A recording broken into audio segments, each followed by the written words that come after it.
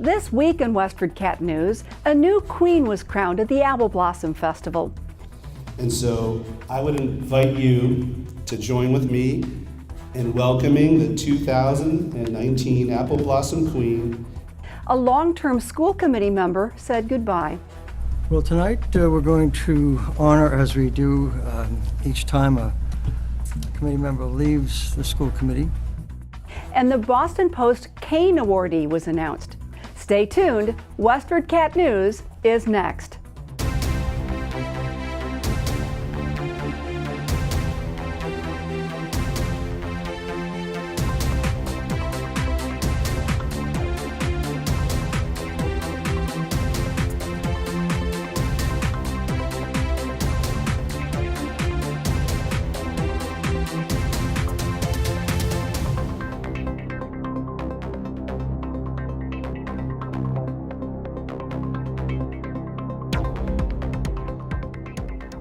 I'm Nancy Burns, a WestfordCAT board member. Before we get started, I'd like to remind you to sign up for our email alerts to get our latest Westford news articles. Just visit westfordcatnews.org and click on the red subscribe button in the upper right corner. Do you have a local issue that you want others to know more about? Our news director, Joyce Polino Crane, would like to hear about it and perhaps collaborate on telling your story. Email jcrane@westfordcat.org to team up. After 14 years of service, Arthur Benoit stepped down from the school committee, saying goodbye to the group on May 20th. Here's what Superintendent Bill Olson said to him. Well, tonight we're going to honor, as we do each time a committee member leaves the school committee. We're going to honor Arthur Benoit tonight. And Arthur, from the school committee, the administration, the staff, and all the children in this school system, I want to thank you for your, what was it, about 12 years of service, was it? 14? Yes.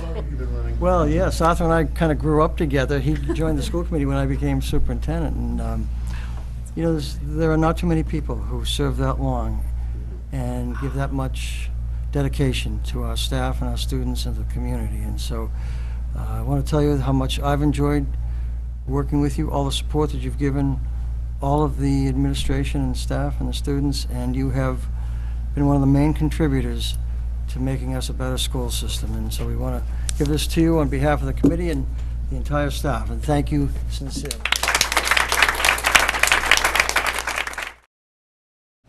It's a thankless job, let's face it. You know, there's a lot of nights that you leave here and you go, why am I doing this? But then there's nights like tonight where you meet with the student council and you leave 10 feet off the ground. You know, you hear students' aspirations and things like that. And it really, you know, it's the toughest job some days. I used to say, and I remember candidly telling my wife, you could never pay me enough to do this job, but I do it thankfully because I see the impacts to the students of Westford. And Bill, all of you, I really do appreciate, you know, the work that everybody puts in, and you know, it's been very successful for my family and my children's friends, friends of mine who have children in the system. So truthfully, keep up the good work. It's been what a wild ride. Watch the entire school committee meeting at westfordcat.org. Main Street was lined with crowds of people on May 18th who were there to watch a parade of creative floats go by. Children picked up tossed candy.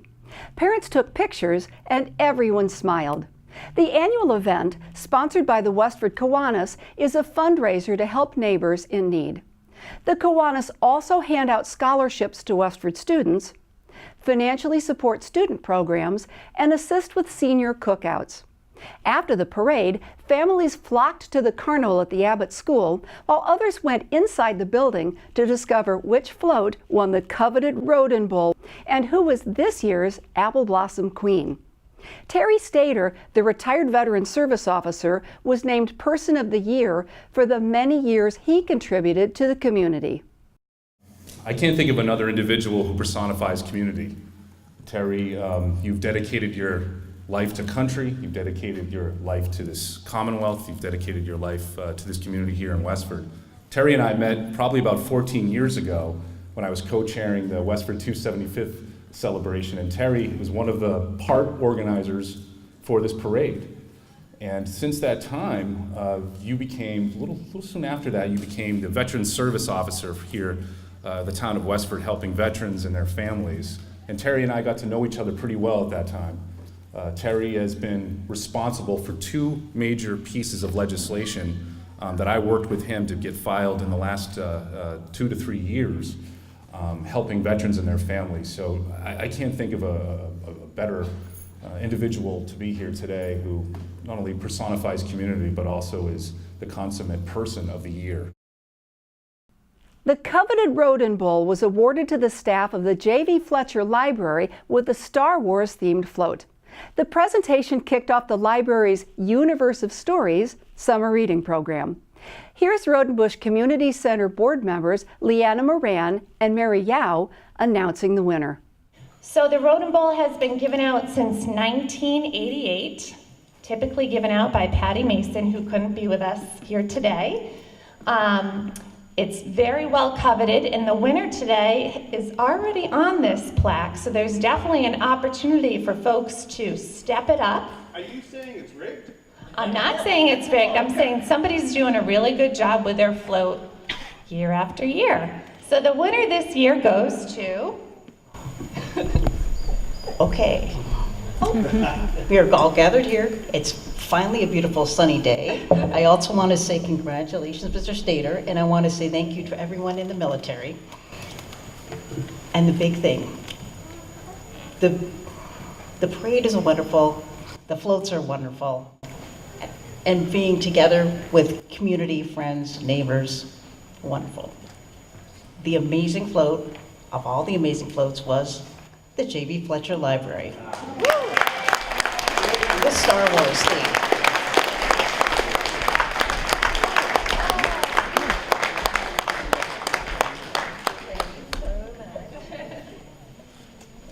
So I would love to accept this. First of all, I would like to thank Rodenbush for this wonderful honor, and it is coveted by library staff. We work very, very hard. I'm Ellen Rainville, the library director, but I'm standing in front of you as General Leia Organo. Our theme for summer reading across the state this year is a universe of stories, and that inspired our Star Wars submittal. A number of our wonderful costume staff have returned to the mothership because we are open today until 5 o'clock. But we had a great time, and salad bowls, duct tape, cardboard, and plastic containers have never been put to such good use. Dancers from the Desi Rhythms Boston School of Dance kicked off the ceremony. Julianne Lee was named Queen of the Apple Blossom Festival. She was crowned by last year's Queen, Emily Doolin. The two were joined on stage with the other 6 Queen candidates: Renee Owen, Jackie Rico, Katie Lovell, Tess Keel, Ariella Fleischer, and Sarah Balian. Which leaves one envelope. And so I would invite you to join with me in welcoming the 2019 Apple Blossom Queen, and that is Julie Lee.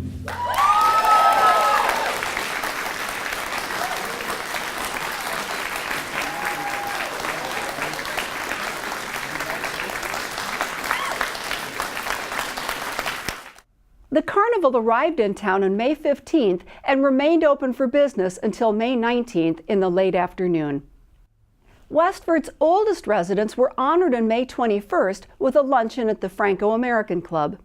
Those born in 1929 or earlier were treated to a catered lunch and entertainment by the Justin Meyer Jazz Trio. The 90-somethings shared the meal with about 150 guests, according to Claire Franz, who has been organizing the event for the past 13 years. Franz named Ina Hopkins, age 101, as the town's oldest resident. Here's Franz. I've worked for the Council on Aging for almost 14 years. The Gay 90s. This is our 30th year of doing this function. It's grown over the years. This is my 13th Council on Aging luncheon. I love doing it, honoring those 90-plus-year-old Westford residents. It's just a real joy for me to do it. This year we are giving out the Boston Post cane to the eldest resident. Our previous recipient of that has passed on, and so then we pass it on to the next eldest resident in Westford. This year it's going to be Ina Hopkins. She unfortunately can't make it here today to the luncheon, but we will present in her with the Boston Post cane at her residence later this week. We hope to do it. And so Ina Hopkins is 101, almost 102. So it's fabulous, just fabulous, to meet all these wonderful people who have lived in Westford for most all their lives, if not all. This count that I received was about 146, 47, 90-plus-year-olds within the town of Westford. Today we had 32 that signed up to attend today, and then Ina would be the 33rd. So we've had upwards of 37, and it varies in that range. Our numbers for guests today are around 150. We've had upwards of 225 at this function in past years. And I think it was initially started by Mickey Crocker, and she addressed that last year at the function that we've taken it up to another level now over the years and really elevated it so that it really is focusing on the 90-plus-year-olds and their contribution to the town, to their families, to their community. The Friends of the Cameron Senior Center, the Westford Rotary, Emerson Hospital, the Council on Aging, and Westford Florist all sponsored the event.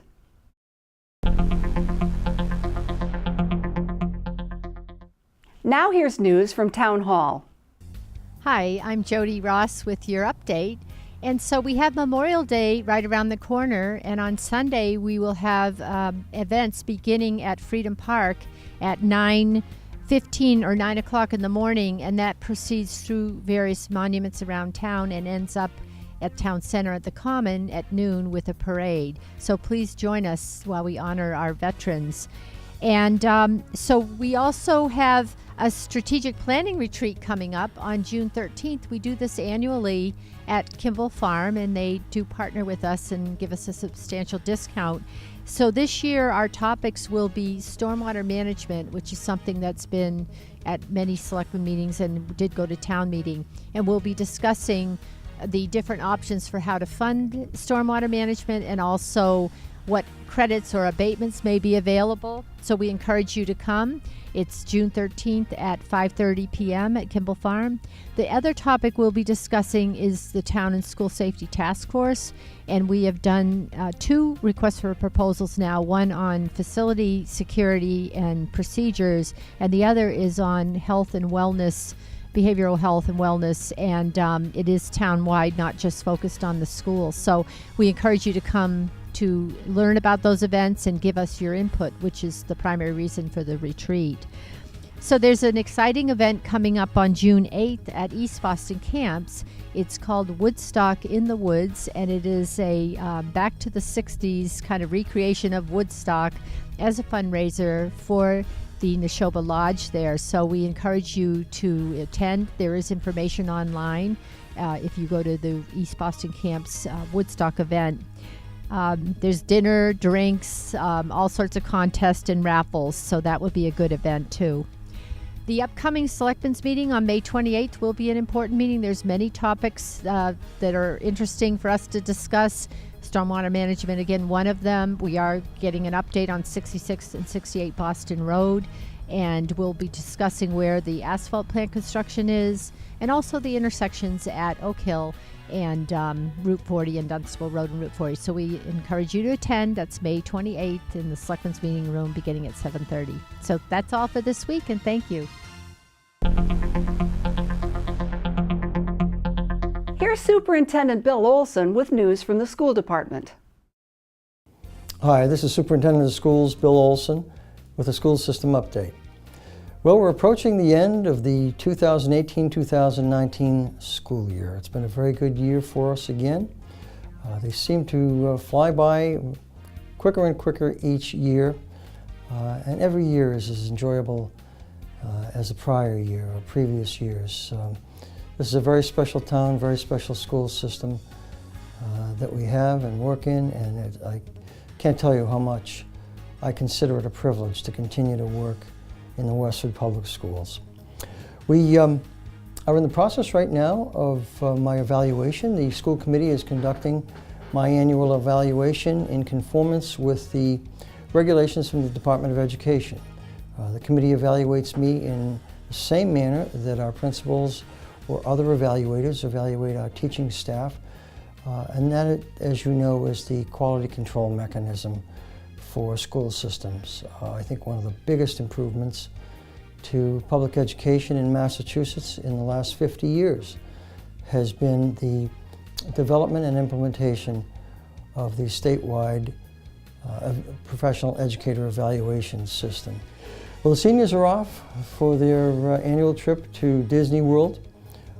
We hope that they have a very safe and enjoyable trip. Many of them were at the high school at 3 o'clock this morning to board buses to go to the airport in Boston. So it's going to be a long day for them, but they have great endurance, and I'm sure they'll have a wonderful time during the trip.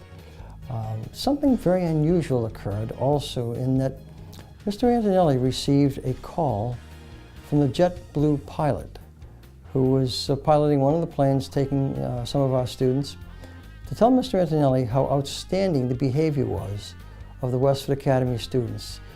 And that is a source of great, great pride. We know we have outstanding young adults, and they just continue to impress us and make us very, very proud. So I wanted to pass that on to you because I think that's the first time I've ever heard of a pilot of a major commercial airline calling a school principal to tell them how great the students behaved on the flight.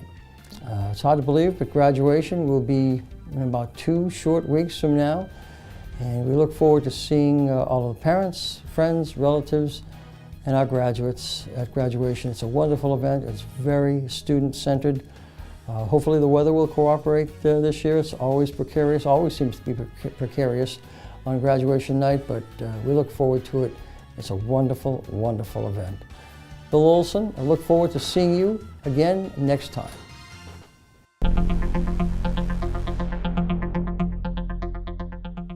Pumpkin, an 11-year-old calico cat, is available for adoption at the Lowell Humane Society.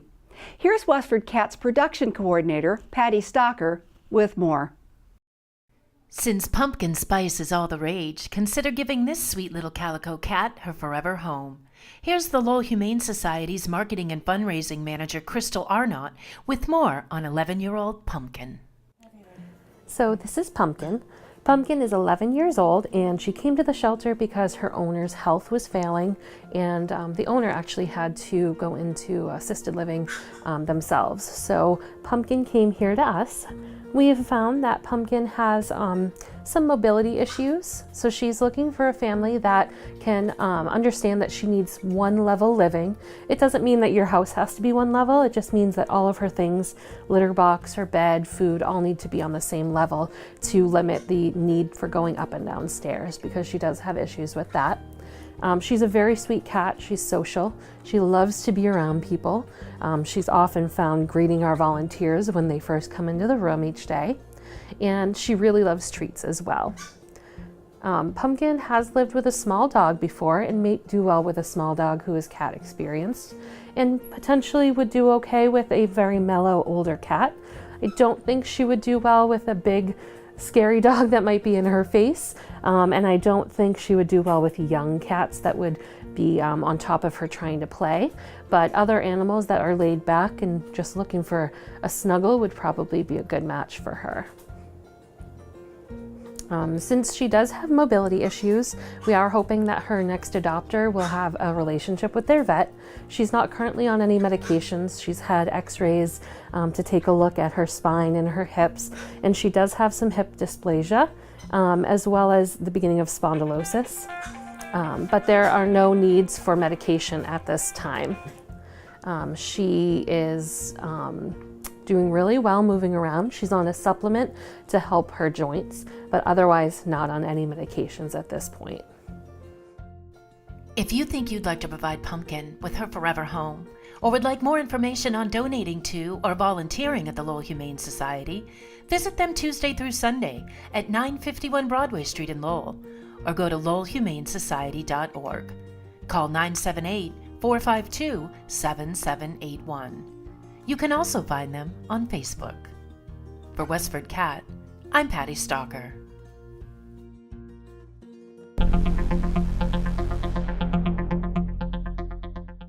Those raw, windy days that took up most of May have finally given way to sun and warmth. Let's see what the weather will be like during the weekend.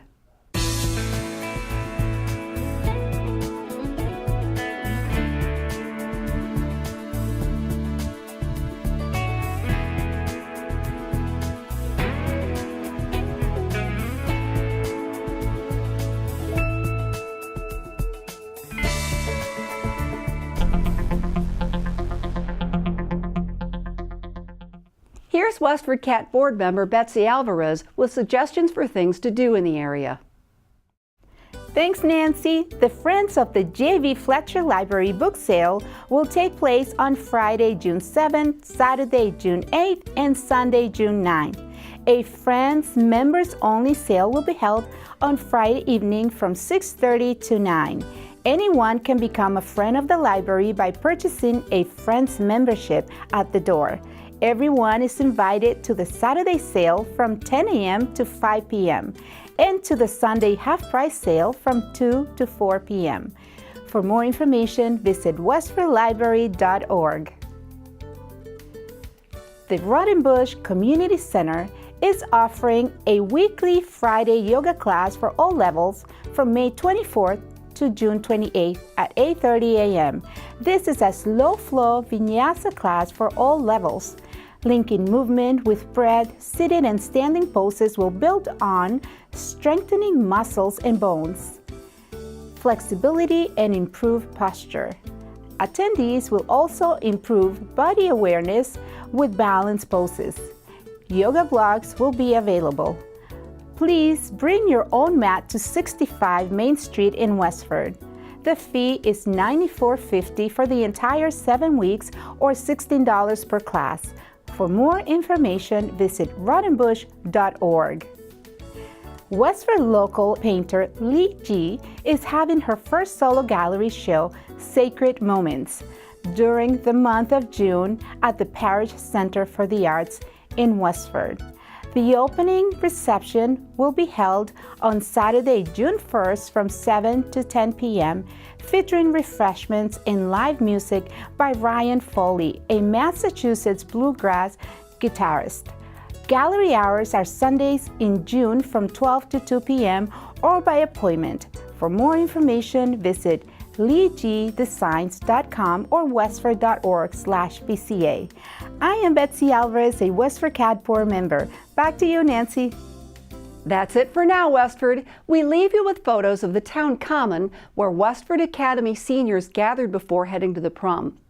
We'll be taking a short break in the news following the Memorial Day holiday and will return on the first week of June. Have a safe holiday, Westford.